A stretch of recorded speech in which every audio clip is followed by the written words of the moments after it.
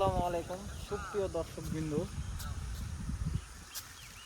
কথা হচ্ছে আমি সোনাহার যাওয়ার পথে অর্থাৎ দেবীগঞ্জ থেকে সোনাহারে যাব।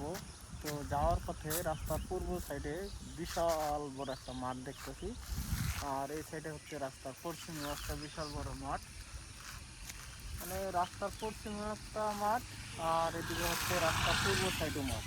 তো হঠাৎ আমি গাড়িটা ব্রেক দিলাম, গাড়িটা ব্রেক দিয়ে রাস্তায় একটু দাঁড়া এলাম।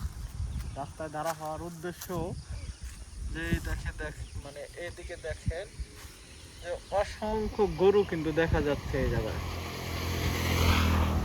গরু, মহিষ, ভেড়া, ছাগল দেখেন অনেক দূরে, মানে এত বড় বিশাল বড় মাঠ।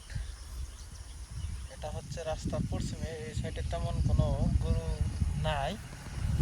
এটা হলো এই সাইডে কিন্তু তেমন গরু নাই, গরু ছাগল মহিষ সব হচ্ছে রাস্তার পূর্ব সাইডে বিশাল বড় মাঠ।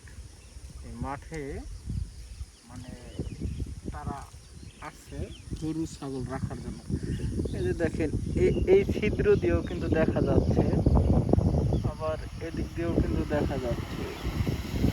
যত দূর পর্যন্ত চোখ যাইতেছে তত দূর পর্যন্ত গরু দেখা যাচ্ছে। এদিকে দেখা যাচ্ছে বিশাল বড় মাঠে অসংখ্য গরু। ভাইজান, কথা হলো এই যে এত বড় মাঠে এই যে যতগুলা গরু আছে এদের সম্পর্কে কিছু বলবেন? কতগুলা গরু আছে, এটা দেবীগঞ্জ থেকে নীলসাগরের রাস্তায় যায়।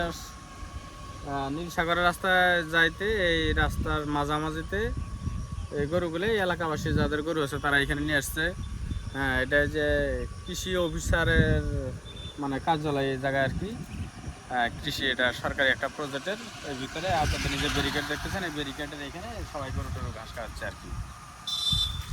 তো কথা হলো ভাইয়ের সাথে কথা বলে ভালো লাগলো, ভাইয়ের সাথে সময় দিলাম 2, 4, 5, 10 মিনিট, যে এই জায়গায় গরুগুলো রাখার উদ্দেশ্য কি।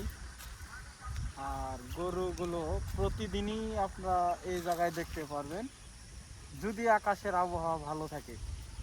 আর ততক্ষণ পর্যন্ত আপনারা ভালো থাকেন, সুস্থ থাকেন এবং আমাদের সাথেই থাকেন। ধন্যবাদ।